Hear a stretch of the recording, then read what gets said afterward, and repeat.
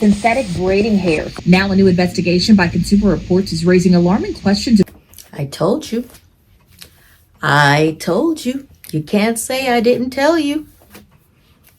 A year ago, I posted several videos sharing how toxic synthetic hair is. But y'all weren't listening. Y'all weren't listening, or at least some of you. Are you listening now? Last year, synthetic braiding hair may cause reproductive organ toxicity and cancer. Yep, that was last year, and it has over 300,000 views.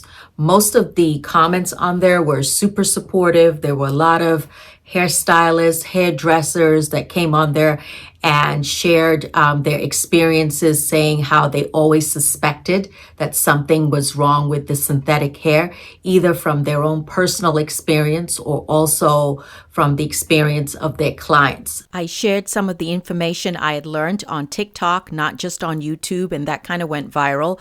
And some of you used some of those clips in your own videos. Of course, there are going to be those of you that are cynical or don't believe the studies or don't think there's enough, to suggest that there's a problem. Or as this person says, just because an ingredient is toxic in large quantities doesn't mean the product itself is toxic. Okay, well, she seems to know. And then, of course, you're going to get the people who say, I don't care, whose attitude is basically, who asked them to test? They don't care. They're going to keep using it. This person actually even used a clip of one of my videos. So to each his own. I'm just here to share what I know. I have another video, is human hair any better? And I went in depth about how human hair is sourced and how it's different from synthetic hair. If you've been watching this channel for a while, then you know that I am very transparent. I'm one of those people that shares TMI, too much information, to be honest. But I try to treat people like I want to be treated. And just like I am talking to you now is pretty much how I would talk to patients in the past. And so I feel like it's my personal responsibility to always share the truth, not just as a physician by training, but also just as a human being who wants to be treated accordingly. So anyway, I've told you before, I am done with synthetic hair, and I was being completely honest. I have not used synthetic hair since I made that last video or last set of videos. If you see me with braids, because I have made several videos wearing boho braids, knotless braids. I do hair, I do my own hair. And yeah, if you see me wearing braids, it's human hair braids. If you see me wearing a wig like this, a beauty, this is my basic everyday wig. If you see this, it's human hair. You see how light and fluffy and natural it is? Now, I know people have a lot of concerns also about human hair, but that's a whole different subject. In terms of toxicity, there should be no toxicity when it comes to human hair. Some people are worried about spiritual warfare or where the hair is sourced, etc., etc. And we went through that in my last video. So if you're interested in my opinion on human hair, I will link it below. But in terms of toxicity, there really should be no toxicity when it comes to human hair, especially if you're getting raw human hair. There are levels to human hair. Of course, majority of them are processed to take on a specific texture. And I'm about to go off on a tangent a little bit, but I know someone once asked or said they were confused. How come, some of the kinky curly hair that I wear, they were like, so they're African women or they're Black women out there donating their hair for wigs? And no. For the majority of the wigs that you see that are kinky, curly, or made to have the same texture as our hair or, Black hair, most of that is usually Asian hair. They source hair from different Asian countries like China. In fact, majority of the hair that is used in wig making or extensions comes from China. There's also India, Hong Kong, Pakistan, Cambodia, Vietnam, and then also Brazil. And then it is treated or processed to look like African American hair. Totally different subject. Let's get back to the subject of hand. I told you a while ago, but some of y'all weren't listening or did not believe me, that synthetic hair, synthetic braiding hair specifically, is toxic. And like I said before, a lot of these companies, most of them are foreign companies, are in the business of making money. They are not in the business of making you healthy. And so don't be surprised that these products are not regulated appropriately. How are they being sold? How are they being marketed? And yet they are poisonous and dangerous to our health. Well, that might be a question you ask the FDA, at least here in the United States. Agencies like the FDA are set in place to protect us. But when it comes to black hair products, specifically, at least as of now, that has not been the case, okay?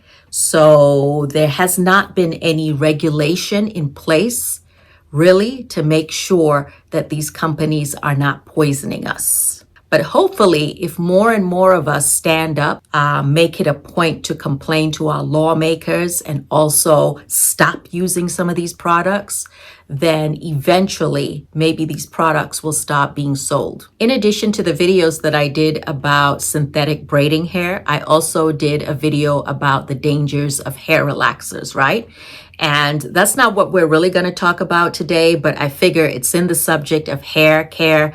And I just want people to realize that the information is out there. If you look for it, if you read, you will see it's out there. It's really disturbing or depressing or disappointing when you hear women say, I didn't know. I didn't know that synthetic braiding hair was not healthy or that it was dangerous. I didn't know that relaxers were bad for us. Now you know, you really know. The information is there. The internet is free. Why are you not doing your research? Why are you not looking it up? Or maybe you don't care. Maybe you feel like, it's not going to affect me. My mother used it. My grandmother used it. You know, everyone I know uses synthetic braiding hair and they're fine. But see, this is how I see that argument. That argument to me is like, I myself have smoked for years. I've never had COPD. I've never had lung cancer. The thing is, it's like playing Russian roulette. At some point, someone you know will have that condition, God forbid, or maybe you might get those problems, by those medical problems. So it's not worth it. And the thing is, it's just a matter of time, or bad luck because of the other, medical comorbidities that you already have, that mixed in with these toxins can then cause a problem you did not expect. So it's the same thing with hair relaxers. Back in the day, they didn't know hair relaxers were going to be dangerous. They didn't know that hair relaxers were, have endocrine disruptors in them and that they would eventually cause problems like endometriosis or fibroids, or worse yet, endometrial cancer. There are women suffering with these problems that did not realize relaxers would cause this problem. Now, does it mean that everyone who uses a relaxer will have that problem? No, that's the whole point. We don't know. It's like sitting on a ticking time bomb and not knowing which one is going to go off. Who wants to be in that position? You know better now, so do better. Stop using the excuse you don't know, or, everybody does it, therefore I'm going to do it. No, ma'am.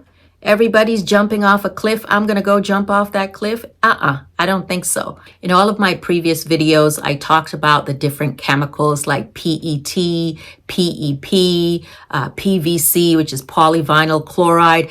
All of these different toxic chemicals that can be found in synthetic braiding hair, especially when it's exposed to heat. I shared journal articles from 2023 because, again, this was 2024 when I made the video. Now there is more information out there, which I'm going to share with you. I talked also a lot about chemicals such as acrylonitrile and vinyl chloride again, and also how dangerous 100% quinaclone is and how it's called so many different names. Yeah, they call it so many different names and it's marketed as something great because it really resembles African American hair or black hair. And again, just remember, it's all marketing. It's all marketing to get you to buy it. It doesn't mean it's good for you. I also talked a lot about the flame retardant that is added to synthetic braiding hair and how that same chemical, that flame retardant, is actually banned in many states in the United States. So they used to put a lot of flame retardant on carpets or on couches, and some of the chemicals that they were using are no longer being used. But yet that same chemical is still used in synthetic braiding hair. And so when that hair is exposed to heat, whether you dip it in hot boiling water or whether you use a lighter, a lot of those gases are emitted, which are called VOCs, or volatile organic compounds. So there's all this information that is out there. There are studies that are being done or have been done. So now I will show you some of the articles and things that have been going on in the news. Raising concerns about synthetic braiding hair, something used by countless people, especially Black people, including children. Testing found potentially dangerous chemicals, including cancer-causing substances, and 100% of the hair samples. So what does this mean for you? Here's the bottom line on the findings and tips on how to stay safe. For many people, braided hairstyles are more than just fashion. They're a time-tested tradition that makes hair care easier. I like to wear braids because it saves me time in the morning. They're convenient. You can just style it and just go. Now, a new investigation by Consumer Reports is raising alarming questions about the safety of synthetic braiding hair. 10 popular synthetic braiding hair products were tested. The results are troubling. Every sample contained carcinogens, chemicals that may cause cancer. 3 of the samples tested positive for benzene, a carcinogen that is highly regulated and discouraged for use in laboratories because of the potential to cause cancer. James Rogers, who led CR's synthetic hair testing, says testing found lead in 90% of the products. There is no safe levels of lead. Our risk assessments and exposure models indicate that for users of these 9 products, they could be exposed to concerning levels of lead over time. The risks don't stop there. When the hair is dipped in hot water during installation, a standard practice, it releases volatile organic compounds, or VOCs, that can irritate eyes, throat, and lungs. CR contacted all the brands for comment. Only 2, Sensational and Magic Fingers, responded, both disagreeing with CR's test methodology.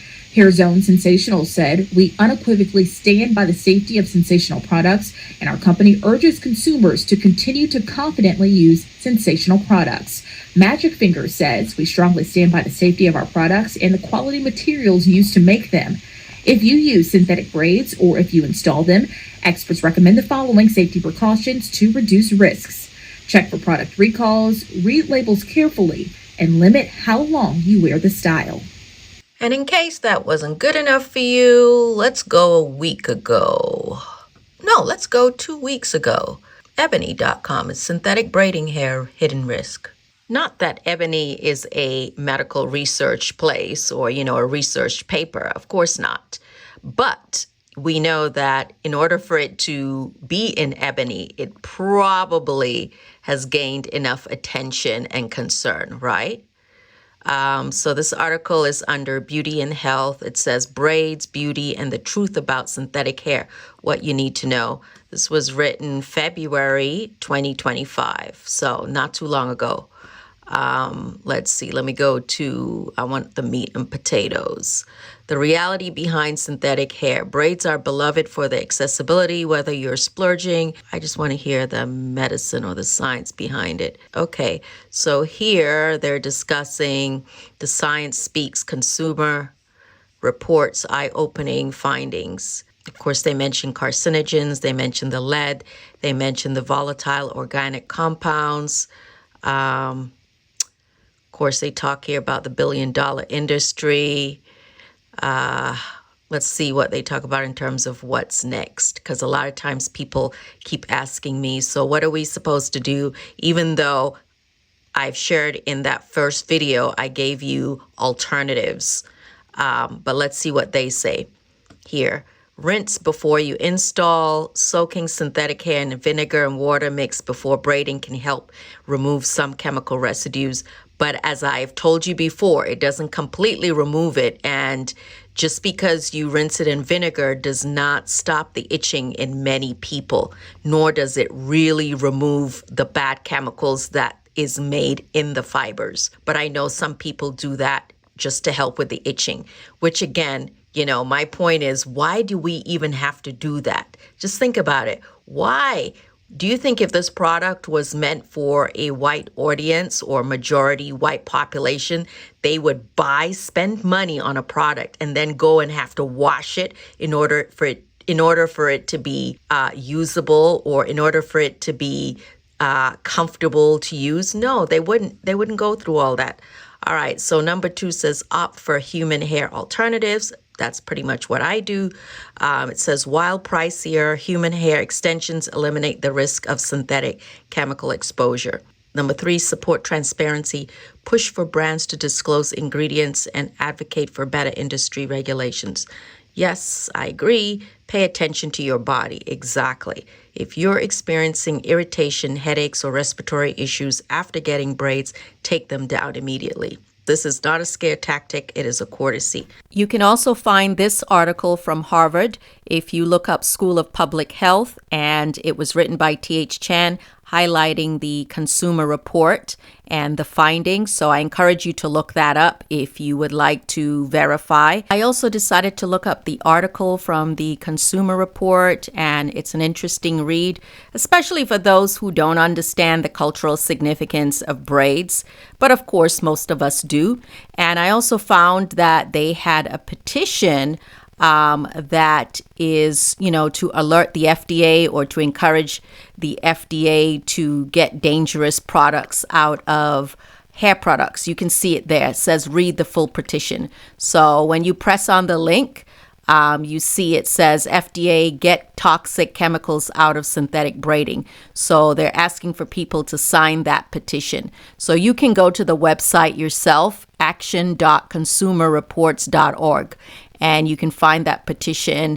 And I will also put a copy of that petition to the left in a second so you can read it properly. As you can see, it says, we call on the FDA to take swift action to ensure the safety of synthetic braiding hair products, which are widely used by Black consumers, especially Black women and girls.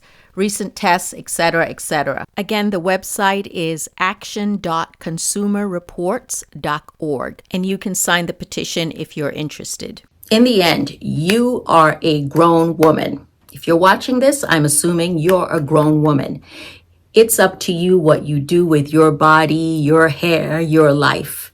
But what I feel really bothered by is, unfortunately, all the little Black and brown girls who don't know better, whose mothers are taking them to get their hair braided with synthetic hair or putting hair relaxers in their hair, and they don't have a choice. I feel like that is a very unfortunate situation because, again, you don't know the kind of harm you might be doing, not just physically, but mentally to those children. You're basically telling her, the little girl, that what's on her head is not good enough. There's nothing wrong with getting your hair braided. African cultures, people around the world historically have braided their hair for years. It is part of the culture. Nothing wrong with continuing to braid your hair. The point is, there is no need to add synthetic hair if you can help it. If you can help it, don't use synthetic hair. When it comes to braiding, find another alternative. There are plant-based alternatives that are being made now and in development, and some people use other materials to add length or body to the hair. You're going to have to do your research. All I'm saying is, please protect those little girls if you yourself don't feel like you need to make a change. So I'm just here to give you the information that's out there, and I'm interested to see what is your opinion on this issue, because I know it's a big part of the culture, and I know it's not going anywhere anytime soon. At least I don't believe so. But again, there are some serious health dangers to consider. Serious.